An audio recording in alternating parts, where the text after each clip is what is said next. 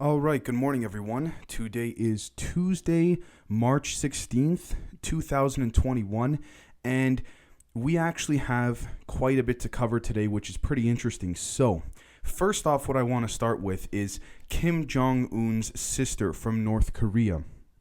Her name is Kim Yo-jong. The sister, according to CNN, of North Korea's leader, warned the Biden administration. I'm reading off of CNN just because it's a notification that came on my phone. And I quote, she warned the Biden administration against causing a stink at its first step on Monday, hours after the White House said it not had yet received a response to its outreach to Pyongyang, which is the, sorry if I mispronounced that, but I believe that's the capital of North Korea or the government, right? It says here that Kim Jong-un's sister said, "We want to take this opportunity to warn the new U.S. administration that trying hard to give off powder smell in our land." Honestly, I don't know what that means, but she goes, "If it wants to sleep in peace for the coming 4 years, it better refrain from causing a stink at its first step." Okay, end quote. She said that. Look, I'm going to be straight up, and I'm not even trying to be like pro-US or whatever, just from a totally neutral standpoint here. Who the hell does she think the current world power is? Come on. I know there's different factors. I know that the US won't go to war and things like this for many reasons, but they will if they have to. I get that. But what does she think she is? Russia? Like, what country does she think she's running? I get it. Here's the only thing that I'll give her and the whole regime of North Korea. They don't care. So in terms of like even feeding their own people. So when they don't care about that, you would expect them to give threats like this. But what the hell? She's got no place to say that. I mean, I don't know. Anyways. The next thing is that the Vatican called being gay a choice and says it will not bless same-sex marriages, which is, in my humble opinion, ridiculous, but I'll get to that in a second. From my understanding, the way that this happened was that the Vatican wrote this letter or statement, and the Pope signed off on it. Now, this is very contradictory to what the Pope had said about a year and a half ago about gays. He sort of implied that, the Vatican, it's time for, the Christian religion to adapt and modernize and things like this. But again, traditional pyramid-based schemes and all that are, they'll continue so long as there's people that are interested to continue pushing that, right? I mean, I don't know what else I could say about this. I mean, in my humble opinion, look, even the whole thing of like how the Catholic priests need to be abstinent, they need to refrain from sexual activities. This might be controversial to say, but don't you think that some of the reason why their interest in these fetishes and these obsessions with molesting these young boys is because all they really do see are mainly altar boys as they serve, and they can't even, technically speaking, they're not even supposed to jack off, these priests? You know what I mean? And then they think they that whole community, they have the right to tell people whether or not you could be gay or lesbian or what have you. I don't understand. I don't even want to get into that. I'll be honest. I'm very, very liberal in that regard. I have no problem with anyone, lesbian, gay, you name it. Whatever is your business, I respect that. No problem. I have no issue with that. That's just my opinion. But anyways, the next thing is that Prince Philip actually, as of like 20-30 minutes ago, as of the time I'm recording this, according to the Royal Palace, made an announcement that he has left the hospital in good health. So he underwent about a month ago, I think, or no, very recently, he underwent heart surgery. Man, in my opinion, I don't know how the hell a 99-year-old can survive heart surgery. Now, I don't want to get into, the rabbit hole of things of some stuff he might be taking to keep him going and all that. That's controversial just because this is the morning news episode, but can you imagine cutting open a body of a 99-year-old and being the doctor, or the doctors or the surgeons performing on Prince Philip? The best of the best, I'd imagine. And 99 years old. Holy crap. Anyways. The next thing is that Kevin McCarthy, the head of the GOP, said that the politicization of the military must stop now. Look, I see what he's saying, and I agree. Now, with that being said, this has to do with the whole thing regarding Tucker Carlson and all that. Now, the Pentagon, from my understanding, they kind of retracted their statement attacking Tucker Carlson, saying that they should have not even responded to begin with, which is exactly what I was saying. They should have just stayed out of it. I do get both sides, but they should have stayed out of it from the get-go. The Pentagon, the military, they never get involved in these matters. Once you start politicizing the military, in my humble opinion, and if I'm wrong, I'd be more than glad to see your guys' perspectives on this, but regardless of what country, once you start politicizing the military, you then lose the focus of the military's goal to defend the nation. Now, I could be very wrong. I'm very conservative in that regard, I'll tell you right now. See how I kind of, depending on the situation, I kind of flip-flop in my views, but I mean, I go from being, like a more liberally oriented to more conservative. In this case, I think with the military, the conservatives know what they have to do in that regard. Now, in terms of Tucker Carlson, again, from yesterday or the day before, attacking women about, the military suit and stuff, look, like I said, just like men can control their emotions so long as women can, there are many roles women can serve as in, the cyber division and things like this while still serving in the military while they're pregnant. You need as many people as you can get in the military, right? That's the idea. Even nowadays, it's not necessarily about numbers because it's not a ground war anymore, but it still kind of is. You need people. It's like employees. You need people to serve, right, in order to facilitate and defend the nation in theory, right? So the next thing is that when Jen Psaki, the White House press secretary, was asked if Biden was going to visit the U.S.-Mexico border, she said, "I have nothing to preview."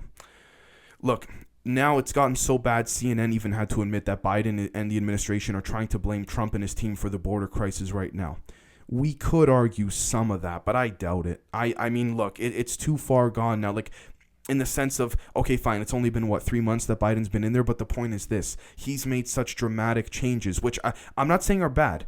They could be good. It's not for me to tell you guys, but the point is that he's made such dramatic changes to many different parts of the country, right? I'm not trying to say that with a negative rhetoric or a positive one, but again, you can't with all the if he got in there and made very little changes, then I can understand why he could blame Trump. But he's making too many changes, especially with the border, for him to say no, it's Trump. This is just typical old school politics. You know what I mean?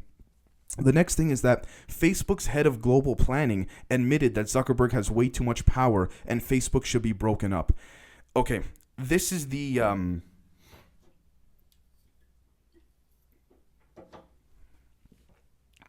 debate between socialism and capitalism, because the whole idea is that in pure theory, if we live within the West, US, Canada, what have you, a straight up capitalistic society, in pure theory, a company should not be broken up because, it's, imagine you grew a company to being as big as it is, right?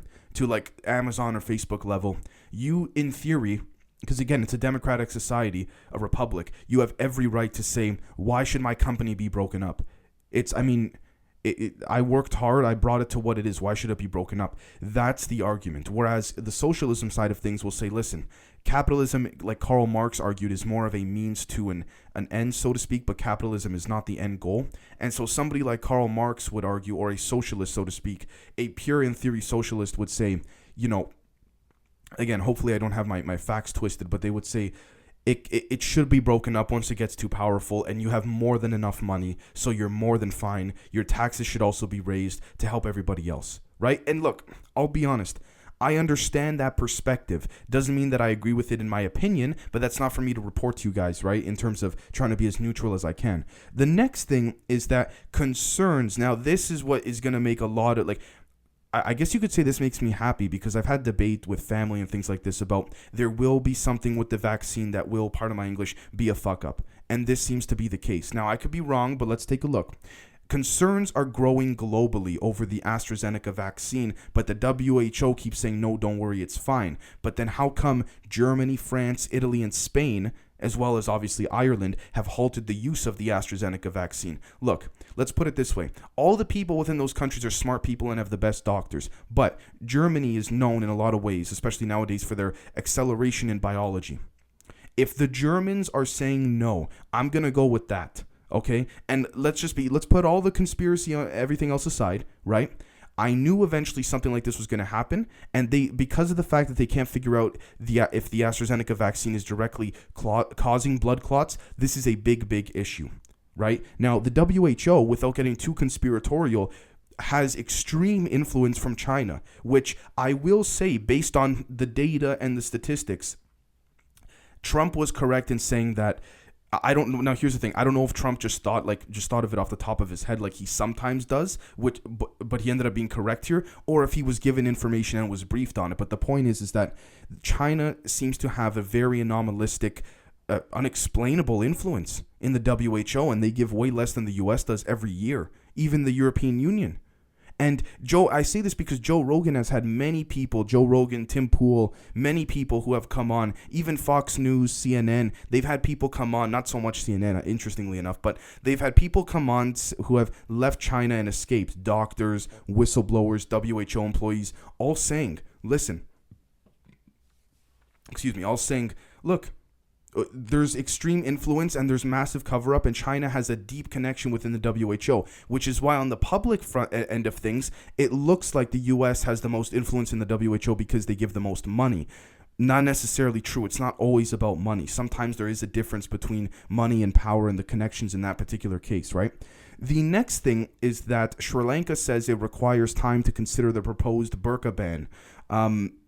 Okay, listen, again, if the government and the people, I don't know how Sri Lanka operates, so as long as they're okay with it or what have you, then I guess if assuming nothing is rigged or fixed, then this is what democratically the people would like, because again, in theory, there is no quote-unquote better system, so to speak, other than a republic that we can think of right now in terms of like a voting system or what have you, right? And again, just because I don't agree with it doesn't mean it shouldn't be, because I might disagree with something, right? In terms of, covering women's faces and what have you, we could argue it's cultural or religion, but there could also be a flip side to that, the rebuttal to that as well. People use culture and religion as a cover for just doing what they want, which is also true, because we got to look at all the sides of this, right? But at the same time, if enough people vote authentically to have this be the case, then maybe let that respective country do what they wish. That's just my humble opinion. But look, that's assuming there's even going to be a public vote on this in Sri Lanka. I'm not even saying that's going to be the case. I'm just giving examples, right? The next thing is that 7 people were killed in Pakistan in a coal mining disaster. I believe it was southeastern Pakistan, I think. Very sad to see. Very unfortunate. It's, when these things happen, just like, the traffic jams in California and things like that recently have gone, all across the West reported on, because the number of casualties, it's so sad to see. It's very sad. The next thing is that Libya's new interim government has been sworn in. From my understanding, Libya, I think, is still considered a failed state, from my understanding. But yeah, I mean, look, I hope that whatever, like all the issues with terrorism, and things like that do in fact get resolved, and hopefully there could be more of a prosperous Middle East. But again, the Middle East is a very complicated issue, so I'm not trying to perform a lecture on something I'm not even that well versed in, relative to other people, right? The next thing is that UAE, okay, I want to talk about this. The UAE, the United Arab Emirates, the firms that are listed publicly that are, within Western markets and European markets are now being advised and told to have at least one woman sitting on their board of directors and all that. Okay.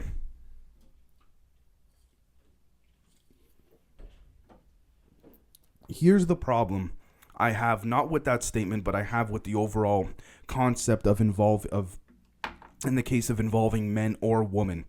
I believe, regardless of, race, I don't even look at race, I just see we're all humans, but regardless of skin color, regardless of culture, regardless of gender, transgender, male, female, I don't believe that you should just have a man or a woman or a transgender or what have you on a board of directors just for the sake of saying, look, we have someone. Now, granted, I understand there has been a very unfair bias towards women even in the West in the past many years, right? The whole woman's right to vote and things like this. I get that. But the point I'm trying to make here is, if you're a company of any kind in any industry, right? If I'm the CEO of a company, this is my opinion, but I'll tell you guys. If I'm the CEO of a company and I'm sitting in a meeting room, right, and there's on the left of the room you have 10 women, on the right of the room you have 10 men, and I say to both of them as the CEO, to both groups, what's the best solution to so and so problem, whatever. I'm not going to look at, is this a man or a woman?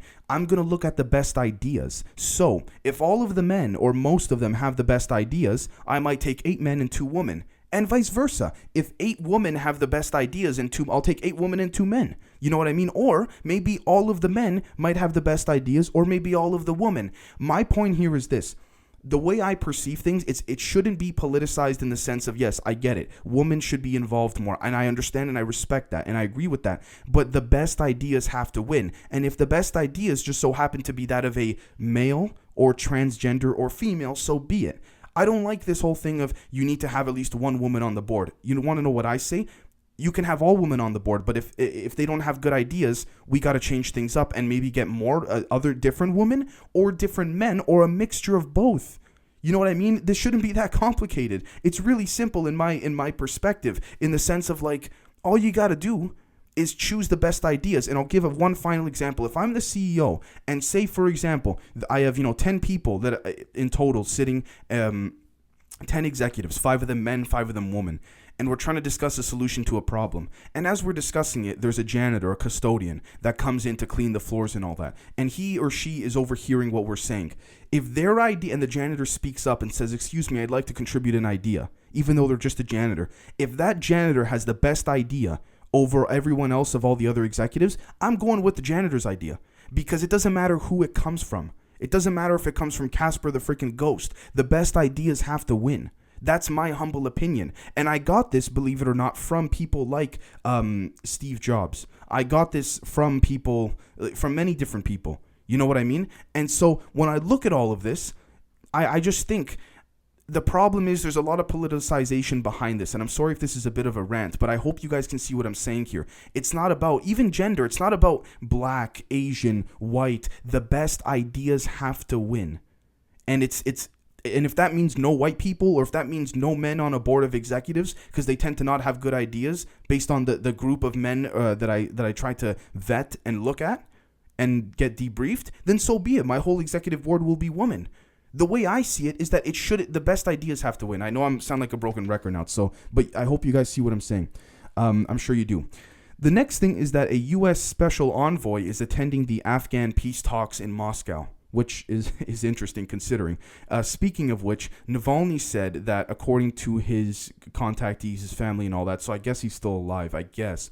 He's saying that he's woken up every hour of the night and he's filmed by prison guards. He's saying it's just as bad as a prison torture camp, concentration camp. Look, assuming what he's saying is true and correct, I'm not saying I agree with Putin, but I'm just being realistic here. What did you think was going to happen by going back to Russia? I know you wanted to show rebellion and all that, but how are you going to start an uprising to overthrow Putin while you're being woken up every hour? You can't even sleep. Do you see what I'm saying? So, I mean, that's just the way that I perceive it. I'm not saying he shouldn't do this. I respect and admire his passion, but, at the end of the day, maybe this should have been done more strategically. And I'm just a guy talking into a microphone. I don't know the specifics of his situation and his strategy, but maybe this is part of it. I don't know. The next thing is that Volkswagen is trying to take on Tesla with their major electric vehicle push, which will be interesting to see if that happens. Because again, it's only a matter of time before the General Electric and all those companies jump in and they try to get their piece of the market and in some cases beat Tesla. But I don't think they'll ever go one-on-one with Tesla for now, for the foreseeable future, because Tesla, particularly Elon Musk, has really, whether you like him or not, Elon Musk has really branded himself very, very well.